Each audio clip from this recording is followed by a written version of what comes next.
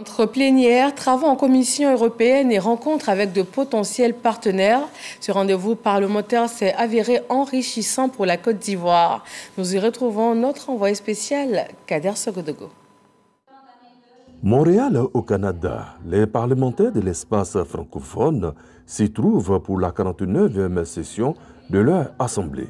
Langue, culture, diplomatie, intelligence artificielle, les défis sont nombreux à ce rendez-vous. Une participation enrichissante pour les parlementaires ivoiriens. La participation ivoirienne était fortement représentée par les deux présidents de chambre de Côte d'Ivoire, ce qui montre l'intérêt de la Côte d'Ivoire pour l'espace francophone. Il y a eu des débats francs et des points, des conflits qui étaient des points un peu délicats ont été abordés sans complexe, notamment le cas de la RDC et du Rwanda, le Mali, le Burkina et le Niger. Donc nous repartons satisfaits de notre participation. L'Assemblée parlementaire de la francophonie est un cadre parfait pour régler de nombreux différends. Ici, la Côte d'Ivoire va s'inscrire dans le processus pour entrer en possession de certains biens spoliés durant la période coloniale.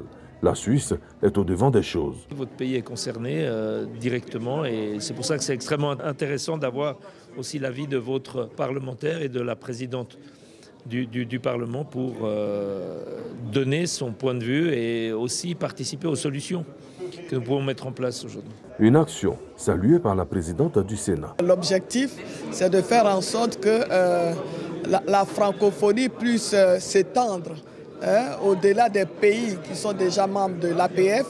Mais nous avons eu la bonne nouvelle de savoir que d'autres pays vont bientôt adhérer à notre grande organisation commune.